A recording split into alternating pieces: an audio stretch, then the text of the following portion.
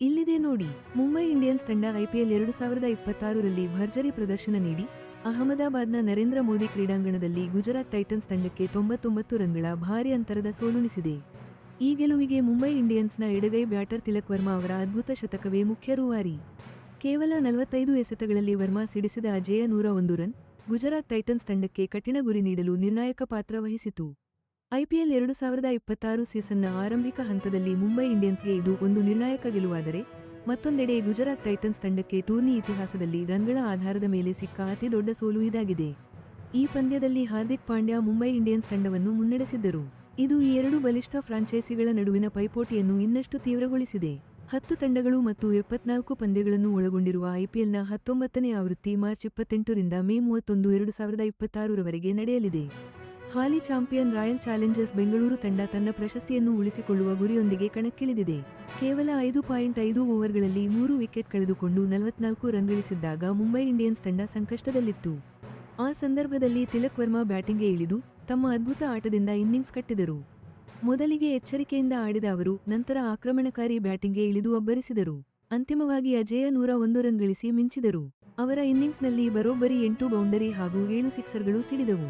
ಇದರ ಫಲವಾಗಿ ಮುಂಬೈ ಇಂಡಿಯನ್ಸ್ ತಂಡ ನಿಗದಿತ 20 ಓವರ್ಗಳಲ್ಲಿ 5 ವಿಕೆಟ್ ನಷ್ಟಕ್ಕೆ 199 ರನ್ಗಳ ದೊಡ್ಡ ಮೊತ್ತ ಕಲೆ ಹಾಕಿತು. ಆದರೆ ಇನ್ನಿಂಗ್ಸ್ನ ಆರಂಭದಲ್ಲಿ ಗುಜರಾತ್ ಟೈಟನ್ಸ್ನ ವೇಗದ bowler Kagiso Rabada, Danish Malewar, Quinton de Kock ಮತ್ತು ಸೂರ್ಯಕುಮಾರ್ ಯಾದವ್ ಅವರಂತಹ ಪ್ರಮುಖ ಆಟಗಾರರ ವಿಕೆಟ್ಗಳನ್ನು ಕಬಳಿಸಿ ಮುಂಬೈ ಇಂಡಿಯನ್ಸ್ ತಂಡವನ್ನು ಕ್ಷಣಕಾಲ ಒತ್ತಡಕ್ಕೆ ಸಿಲುಕಿಸಿದ್ದರು. ವರ್ಮಾರ ಈ ಅದ್ಭುತ ಆಟದ ಜೊತೆಗೆ ಈ ಪಂದ್ಯದಲ್ಲಿ 16 ಎಸೆತಗಳಲ್ಲಿ 15 ರನ್ ಗಳಿಸಿದ ಮುಂಬೈ ಇಂಡಿಯನ್ಸ್ ನಾಯಕ ಹಾರ್ದಿಕ್ ಪಾಂಡ್ಯ ಕೂಡ ಐಪಿಎಲ್ನಲ್ಲಿ ತಮ್ಮ ಫ್ರಾಂಚೈಸಿಯ ಪರ 2000 ರನ್ ಗಡಿ ದಾಟಿ ವೈಯಕ್ತಿಕ ಮೈಲಿಗಲ್ಲೊಂದನ್ನು ತಲುಪಿದ್ದಾರೆ. ಶುಭ್ಮನ್ ಗಿಲ್ ನಾಯಕತ್ವದ ಗುಜರಾತ್ ಟೈಟನ್ಸ್ ತಂಡಕ್ಕೆ ಚೇಸಿಂಗ್ನಲ್ಲಿ ಗೆಲ್ಲುವುದು ಬಹುತೇಕ ಅಸಾಧ್ಯವಾಗಿತ್ತು. ಕೊನೆಗೆ ಕೇವಲ 100 ರನ್ಗಳಿಗೆ ಆಲ್ಔಟ್ ಆಗಿಬಿಟ್ರು. ಇದರಿಂದ 99 ರನ್ಗಳ ಹೀನಾಯ ಸೋಲು ಅನುಭವಿಸಿದ್ರು. ಇದು ಇಂಡಿಯನ್ ಪ್ರೀಮಿಯರ್ ಲೀಗ್ ಇತಿಹಾಸದಲ್ಲೇ ರನ್ಗಳ ಅಂತರದಲ್ಲಿ ಗುಜರಾತ್ ಟೈಟನ್ಸ್ಗೆ ಆದ ಅತಿದೊಡ್ಡ ಸೋಲು ಅನ್ನಬಹುದು. ಈ ಪಂದ್ಯ ಐಪಿಎಲ್ 2026ರ ಸ್ಪರ್ಧೆಯ ಬಿಸಿಯನ್ನು ಮತ್ತೊಮ್ಮೆ ಎತ್ತಿ ತೋರಿಸಿತು. ಯಾಕಂದ್ರೆ ಎರಡೂ ತಂಡಗಳಲ್ಲಿ ಗುಜರಾತ್ ಟೈಟನ್ಸ್ ಪರ ಜಾಸ್ ಬಟ್ಲರ್ ಮತ್ತು ಮುಂಬೈ ಇಂಡಿಯನ್ಸ್ ಪರ ತಿಲಕ್ ವರ್ಮಾ ಅವರಂತಹ ಸ್ಟಾರ್ ಆಟಗಾರರಿದ್ದಾರೆ. ಅವರೆಲ್ಲ ತಮ್ಮ ತಂಡದ ಪ್ರಮುಖ ಭಾಗ ಅನ್ನೋದಕ್ಕೆ ಈ ಮ್ಯಾಚ್ ಒಂದು ಉದಾಹರಣೆ.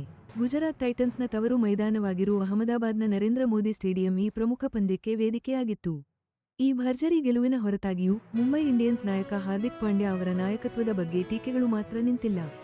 ಯಾಕಂದ್ರೆ ಪ್ಲೇಆಫ್ ಸ್ಥಾನಕ್ಕಾಗಿ ಹೋರಾಡ್ತಿದ್ರೂ ಐಪಿಎಲ್ 2026 ಪಾಯಿಂಟ್ಸ್ ಟೇಬಲ್ನಲ್ಲಿ ತಂಡದ ಒಟ್ಟಾರೆ ಸ್ಥಿತಿ ಅಷ್ಟು ಚೆನ್ನಾಗಿಲ್ಲ.